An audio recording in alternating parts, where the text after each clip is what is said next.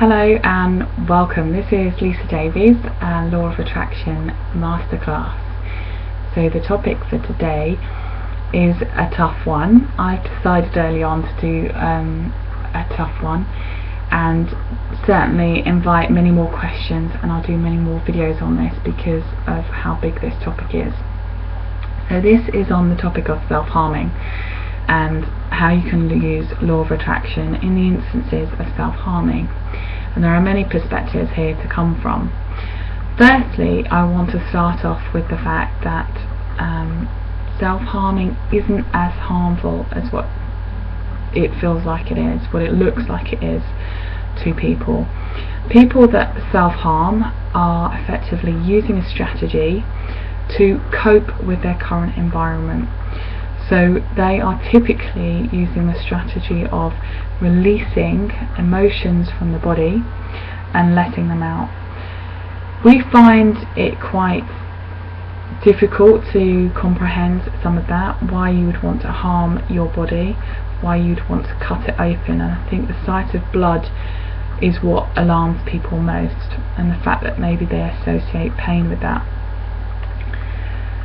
But typically people are reacting without thinking this through, and their compulsion is because of the level of negative emotion that they have inside of them.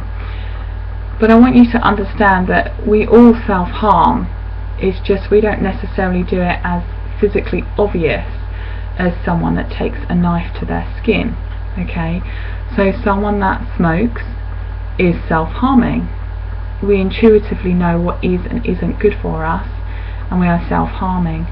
Someone that drinks alcohol and they're using that to deal with their problems, even if they're not considered an alcoholic, if they are using alcohol in the point of being able to deal with stress, that's self-harming. When someone consumes a lot of food, and in particular bad food, because that's quick, that's easy, then that is self-harming. That's putting rubbish food into your body. And when you look at all of that, then you realise how many people are actually self-harming, and that's quite a lot. And I also want you to look at the fact that this idea of blood being a bad thing, and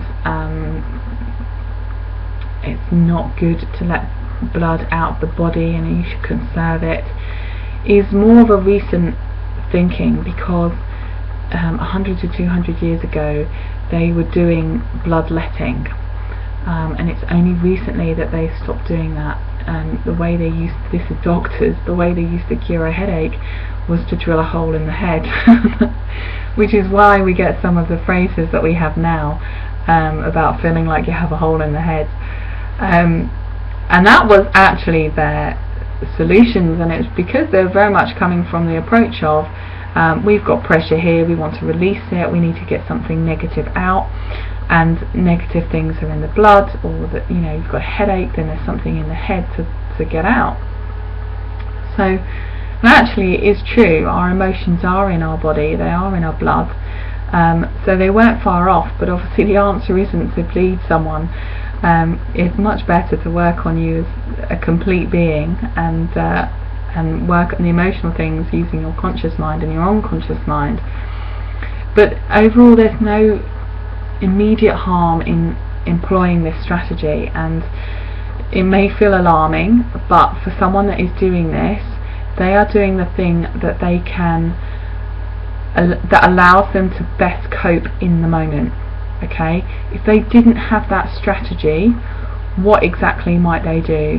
What exactly are they going to do with those negative emotions that they feel? They are focusing those negative emotions and feel a sense of relief by doing that, and in the short term that strategy is actually okay. And as we say in law of attraction, you know, resistance is persistence. So if you resist the idea of it, if you're a parent and you resist the idea that your child is self-harming, the more that it's going to persist. The person that is self-harming, and we all know this to be true, when you try and stop eating foods that you eat because you feel bad, if you're drinking alcohol to solve a problem and reduce your stress, The moment that you feel stressed and you just want more alcohol, the problem does actually persist, and the same with smoking. So in the person, actually focusing so much on stopping the behaviour is not a good place to start. So this is very much introductory video on self-harming and law of attraction. We are effectively saying allow yourself to follow the path of least resistance, and then allow yourself to feel joy. So the path of least resistance is allowing yourself to do the self-harm, and then focus on what is going on in your environment that means that you are having to engage in this activity, and are there other things that you could look at in your solution. Now they're going to be wide ranging, and they could be from bullying to sexual abuse in an earlier years, to not feeling worthy, to all sorts of things that the mind can interpret. So we won't cover that today, but by all means ask your questions in the Facebook group. And if you have any other questions around law of attraction, on bigger topics, on smaller topics, please do, and I will come and answer those via video for you. And that's good. I hope you have a great day.